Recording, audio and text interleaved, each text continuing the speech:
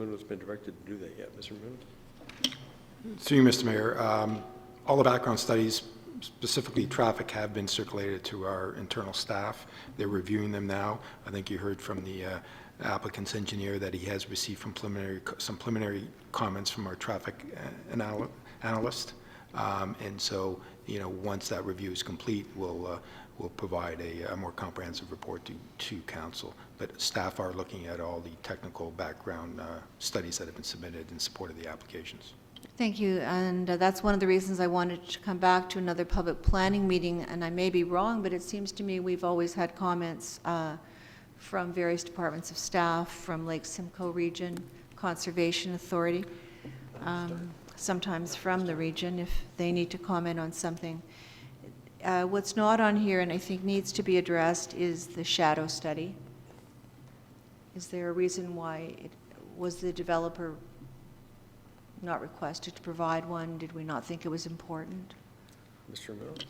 Through you, Mr. Mayor, no. Based on the height of the development, it meets the angular plane. But obviously, we've heard some concerns. We're going to get that verified because it is only a 4-story building, 4 plus the roof deck. We have angular plane provisions in our design guidelines that speak to ensuring that there is a transition between a multi-story building and adjacent single-story residential structures. But we don't believe that's a concern, but we'll certainly verify that with the applicant. So all of the homes across the street wouldn't be considered adjacent? Thank you. I think the residents and council would like to make sure that there's no issues with the shadowing and the perhaps blocking of sunlight.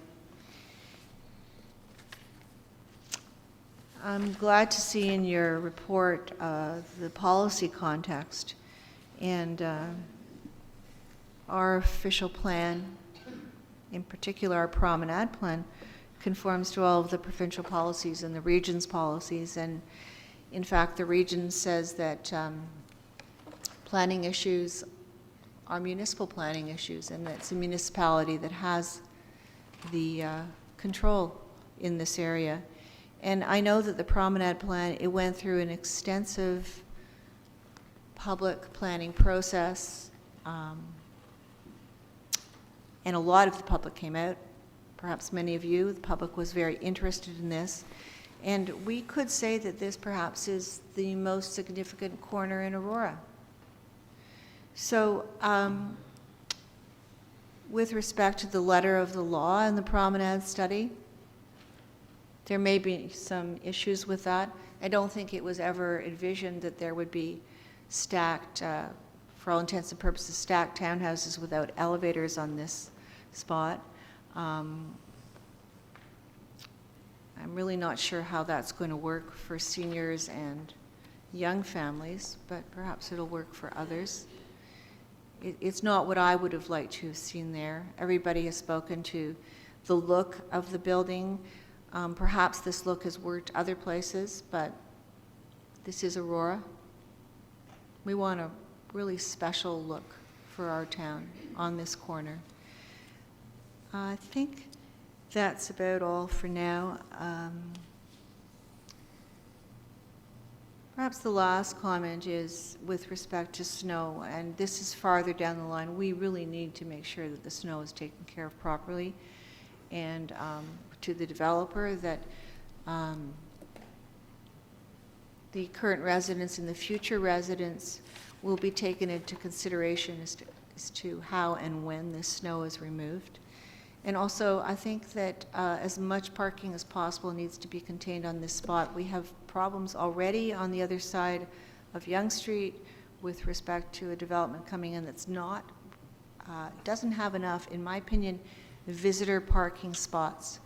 And we need to be very sure that the visitors can be contained within this site and not on the residential streets. Mr. Minno, I didn't see anything about the parking standard or the visiting parking spots with respect to the entire development, what the ratio is. Mr. Mayor, could you confirm? Certainly, through you, Mr. Mayor, just to clarify, I mean, there was some confusion. Perhaps This designation is known as the upper downtown designation, and the parking rate in this area for new residential development is, we have a minimum and a maximum. So the parking rate is a minimum of 1 and a maximum of 1.25 parking spaces per residential unit, and that's inclusive of visitor parking. So as we've heard, they've got 126 proposed townhomes, and they're providing 100, I believe it's 148 parking, so they're within that range. Thank you, Mr. Muno. And I know why we did that, because we want to encourage, and we have to, according to the provincial plan and the regional plan, we have to encourage the use of public transit. But this is kind of a different area, in that there are many areas where if there's extra visitor parking required, it can go out, it can spill out onto the residential streets surrounding. In this area, we only have 2 residential streets. They're already challenged because they're narrow. They're challenged because the residents can't use their own properties for parking because of the street level. So I think maybe we need to give this area special consideration with respect to visitor parking spots. We certainly don't want them parking on Yonge or on Wellington. Councillor Thompson, second time. Thank you, Mayor Daw. You know, I do appreciate all the residents coming out. I think they've done a great job of expressing the concerns and what life's like on Maxwell and Irwin. I've had a chance in the past to talk to some of those residents, especially those that don't have driveways. And so I know the challenges they face there. But I think that for my purpose, it's really about talking about, as Councillor Gartner referenced it, I think it is the most significant corner in Aurora. You know, since I've been on council, since 2010, we've been talking about that intersection and that spot and waiting for it to get developed. We've talked about how it could address issues such as the intersection and others. And I think that when the promenade plan was put together, specifically that upper downtown area, and Linda, if you don't mind putting it on the screen, if you could shrink it a bit somehow so that they can see the variety of images. Is it possible to get all of them? You know, when they put the promenade plan together, you know, they certainly recognized the value of it, and they recognized the unique and challenging components of this area. And so they do talk about the fact that it is an area of intensification. In fact, the build form says that it's required to be a minimum 3 stories, and so they always perceived it as that. And they even had drawings drawn up of what they saw in terms of the pedestrian experience. And so I think it is relevant for our conversation to say, you know, they took into consideration all of these aspects in terms of vehicle access, in terms of parking, in terms of traffic flow, build form, and they created a vision for this area, and we're trying to adhere to it. And so I think it is important when working with the developer to try and incorporate as many of those design guidelines and objectives into the plan itself. Because there was an overall vision, and you got to look at it not just in isolation, but in the greater context of the promenade area, because it is very much a significant corner. And I think there are ways to incorporate those elements that were identified through the promenade plan, and it should be. Absolutely, you know, intensification is key. We all recognize that that is a key component of the downtown revitalization. You need people there. You know, we have other applications, and we know of other ones that are coming that'll help create that critical mass of residents to help bolster the downtown commercial community and the businesses and support them. But I just want to see us incorporate and adhere to the guidelines that were put together, because I think they understood the overall vision, and I think it's important. Councillor Abel, Councillor Gartner. Thank you, Mr. Mayor. And through you, mixed use in the promenade plan, does it say every building has to be mixed use, or can you have, if you look down the whole promenade, you want commercial mixed use and some having the combination? Does it say specifically? Mr. Muno. Through you, Mr. Mayor, the plan is clear that under the list of permitted uses, the terminology is within these 2 blocks, the upper downtown, the areas immediately north and south of Wellington requires residential. It states that residential is permitted above the 1st floor. So the intent was to try and accommodate at-grade retail. Hence, the applicants come forward with an amendment to vary that provision in the official plan. Counselor? And we, in a lot of our plans, official plans, our master plans, whether it be Parks and Rec, we do an update, like in our strategic plan. Is there an update for the Promenade Plan? Mr. Mill? Through you, Mr. Mayor, yes, we are required, we will be initiating, subject to council's direction, an update of our official plan, hopefully in 2016. As council is aware, we need to update our official plan and bring it in conformity with the amended growth plan by 2018. So the plan is to initiate a review of our official plan sometime in 2016. Well, and so my comment is that we can see how things work. Like on Yonge Street, we were talking about it. We can even see on our Yonge Street, we have like Highland Green. And if there's development, you're going to have, you know, an apartment with commercial, and some places they don't want it. And so, although the plan gives a great vision stepping forward, I don't know that it recognizes the challenge of commercial use and the record of what has transpired. You know, Councillor Maracas says that a grocery store would do very well in this spot, yet it's been demonstrated the grocery stores don't do well in this spot. So it's us trying to impose onto our plan what is practical and what, Mr. Mayor, if you could acknowledge. Okay, thank you.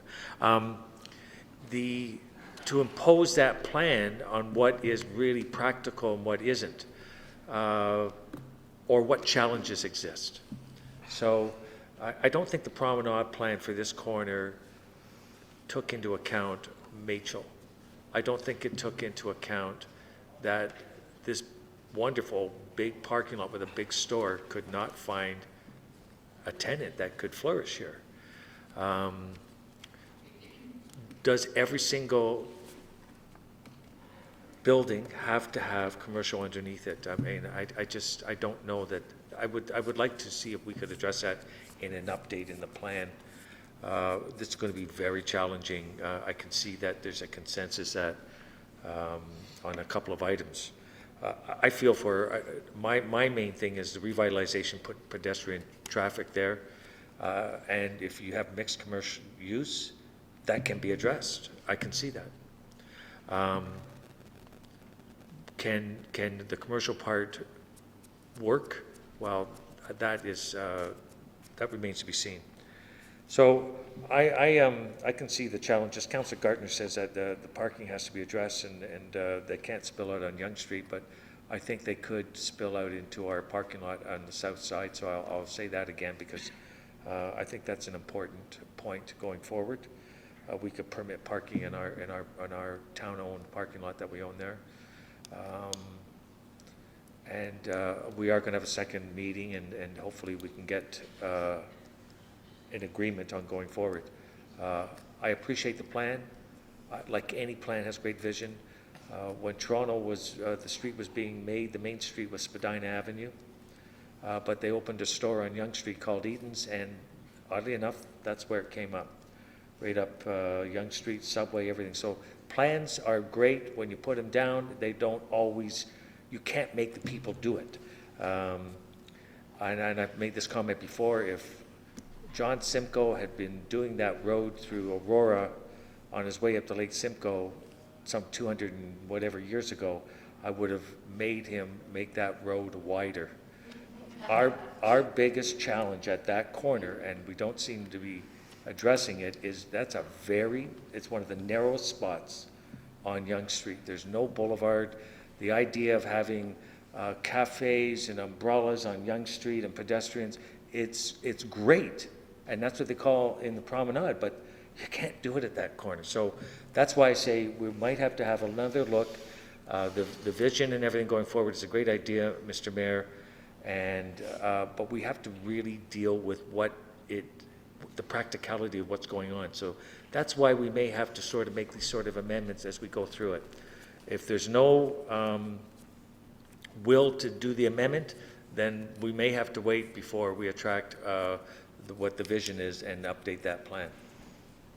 Because it- Sir, Councillors Gartner, Peary, Maracus. Thank you, Mr. Mayor. The region was in this chamber maybe 4 or 5 months ago speaking about the growth plan and confirmed that the planning policies that Aurora has in place at this moment will accommodate the required amount of growth to 2041. And in addition, a lot of research and consultation went into the promenade plan. And so I really don't see that it's going to change very much the next time we look at our official plan. I think it's a great plan, and I said it by implication, but I believe that the idea of only allowing residential above the first floor, by putting it in those words, we want commercial, retail, office development on the ground floor in the promenade plan area. Councillor Peary. Thank you, Mr. Mayor. Through you to Mr. Ramuno, have the applicants been made aware of our community improvement plan and the grant programs that we have available for the redevelopment of this site? Mr. Meno. So you, Mr. Mayor, yes, they're aware of our CIP program. So one of the reasons you put a CIP program in place is to help facilitate the type of development and growth that the municipality would like to see. You incentivize that to ensure that when they're applying for the programs, there's a demonstrated effort into achieving what the municipality is looking for. Some of the things that I as I've said, I understand the development, I understand why they're moving forward in the direction that they are. Some of the things that we talk about, though, in both our promenade plan as well as our CIP plan is proximity to sidewalks, or the actual width of these sidewalks, to ensure that people can walk comfortably from one part to the other and they feel safe walking. I would prefer to see, I understand that not everywhere is going to have commercial, but if we can keep nice wide sidewalks so that if people are trying to get from point A to point B, that they're able to walk comfortably across, this stretch makes sense. Our CIP plan, when we're talking about the grants, if you look at the document, it has the projected vision of the site. It does have the commercial at grade. And like I said, I do understand if they don't want to put that in, but if they're going for the funding, if it's a possibility, I'd like to see them reaching for our goals as much as possible. And that doesn't just, aesthetics-wise and everything. I just want to point out that the grant program is available, and if you want to maximize funding, it's probably a good idea to play or to meet the objectives that we're looking to meet in our promenade study.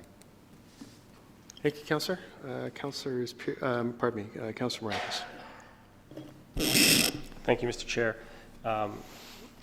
Just first to start off, just to respond to Councillor Abels about the grocery store. I think having a building across the street that's 7 stories and then having another 128 units would support a mid-sized grocery store. One, as Councillor Perry suggested, Pusateri's, for example. I think that would be well supported. Before, we didn't have the intensification to support that grocery store. So I think that time would change and it would be able to support it. Further, through you, Mr. Chair, to Mr. Ramuno, our official plan, does it adhere to the provincial policy statement? Mr. Meno. You, Mr. Mayor, yes. So in essence, our plan is approved by the province? Mr. Meno. To you, Mr. Mayor, no. Our local official plans are approved by the Region of York. But in essence, that's approved by the province. They need to conform to provincial policy, regional policy, yes. Thank you. So, I mean, just with that, I mean, while, like I said before, I'm fully supportive of intensification. I think this is the beginnings of a great step towards building this corner. But I don't see why we should change our vision, and considering it fits within the provincial policy statement and within their guidelines, what they've put forward for us, and we've developed an official plan. I don't see why we need to move away from what our vision is. So, and as far as any updates to our official plan, it's my understanding when we update it that there would be consultation with council, there would be consultation with the public. Through you, Mr. Chair, is that correct, Mr. Romano? Mr. Munro? Through you, Mr. Mayor, yes, if we initiate an update to the official plan, there will be sufficient public notice and consultation. Thank you. And so just by going around the room and from other residents within the town I've spoken to, it's my understanding that they kind of still have that same vision for this area. So I don't see too many changes when it would come to this area and as far as the promenade study. So I would think that the new official plan would pretty much mirror what's almost there with some slight changes. So those are just a few comments. Thank you, Councilor Maracas. I believe I've got everybody for the second time. Okay. You can if you would like to, sir. Okay. Thank you. I'll just a couple of comments. I won't repeat everything that's been said. I think Mr. Marino's got sufficient notes. I just want to caution council that I seem to be getting mixed signals because Councillor Thompson is very specific in Councillor Maracas of following the promenade plan as it's laid out. Councillor Gartner wants us to deviate with respect to the parking, which is also clearly laid out. So I think we need to be careful that we're not sending mixed signals to Mr. Romano and our staff. I understand, we all understand how much work went into not only the official plan, but the promenade study. So I think if we want to respect it, we should respect the whole 9 yards, not just part of it. Yonge Street is definitely corridor transit, definitely designed for intensification. I happen to know someone who just moved in, or will be moving in across the street, and they only have one car. And someone will be walking to the GO station. So they're new homeowners, and they only have one car. So part of that does work. A couple of things that weren't addressed during the council discussion, Mr. Ramon, I would like you to take this down because I think it speaks to some of what Councillor Peary was saying. The concept, or pardon me, the issue of the height of Magell Avenue has come around a couple of times. And I've never seen a specific report one way or the other as to what's happened over the years. I've talked to people. So I think it would be beneficial if we could include that. Just say, here's the information we have. And there was a question from one of the residents with respect to the right turn lane and whether or not there would be expropriation and what would happen around that. So I think that might be beneficial if you could put that in your next report as well. I believe it would certainly ease up. And maybe we want to, just as a matter of course, ask YRP to put the no left turn lane, or the no left turn time. There'd be a time restriction at Irwin, or no right turn, pardon me, on their watch list. Just maybe, reinforce the fact that it is there, although there's many, many traffic hot spots in York region. But I think that would be, might be something to put on their list. Take us, yeah, John. I'll let you know when it's going on, okay? Yeah, I can't do that. That would be a pecuniary interest. You'd have to declare that. So, Council, the motion is to move this for Mr. Romano to report back and come back to a future public planning meeting. That is the motion which is on the floor. All in favor? Contrary. Thank you. Residents, thank you very much for coming out. This particular application is, we've dealt with this now. It's coming back to a future public planning meeting. If you wish to be on the list, make sure that you please fill out the form that Linda's about to hold up again. Please, Linda. Thank you very much. Please fill that out, and we will do our best to make sure that you're informed of everything that's going on. Thank you for your interest. We'll take just a quick minute till the next applicant comes up.